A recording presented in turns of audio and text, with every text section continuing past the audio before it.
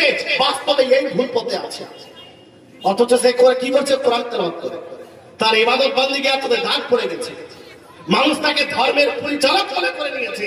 তো রাসূল কারীম প্রায় 1500 বছর আগে বলে গেছে যে এরা কোরআন তেলাওয়াত করবে, এরা নামাজ আদায় করবে, এরা ধর্মের পরিচালক হবে, কিন্তু মানুষের উপরে ভুল শিরকের ফতোয়া দেয়। মানুষ শিরক করবে না, কিন্তু শিরকের ফতোয়া দেয়। এই অবস্থা। এবার আপনাদের বলি, যদি কোন ব্যক্তি কাউকে মুশরিক বলে, শিরকের ফতোয়া লাগায় কারো উপরে, এর হুকুম কি? কেউ যদি কাউকে কাফির বলে, কাউকে মুশরিক বলে, তার হুকুম কি?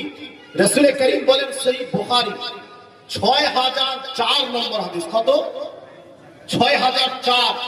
রাসূল করিম বলেন, আইয়ুমা রাসূলি ক্বালা লি আখিহি ইয়া কাফির, যদি কোন ব্যক্তি নিজের ভাইকে ইয়া কাফির বলে, হে কাফির, কাউকে কাফির বলে, রাসূল করিম বলেন, ফাকাত বাআ বিহা আহাদুহুমা, তো তাদের দুইজনের মধ্য থেকে একজন অবশ্যই কাফির।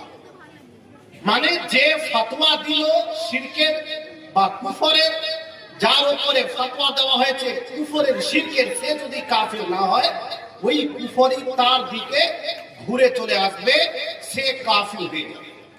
সে কি হবে? কাফির হয়ে যাবে। রাসূল করিম বললেন, এজন্য কুফর শিরককে হালুয়া রুটি মনে করে নিও না।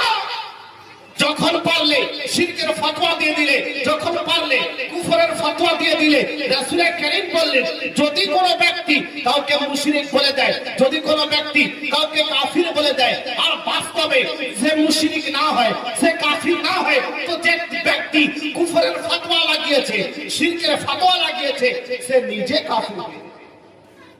হ্যাঁ, আর আপনি এটাকে হালুয়া রুটি মনে করছেন, এটাকে শিরক, ওটাকে শিরক, এটাকে শিরক, এটা শিরক।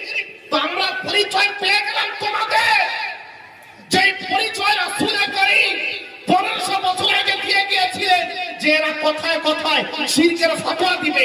আজ আমরা এদেরকে দিচ্ছি। এরা যতটা আল্লাহর নাম নেয় না, ততটা মুসলমানদের উপরে কথায় কথা শিরকের ফতোয়া লাগে।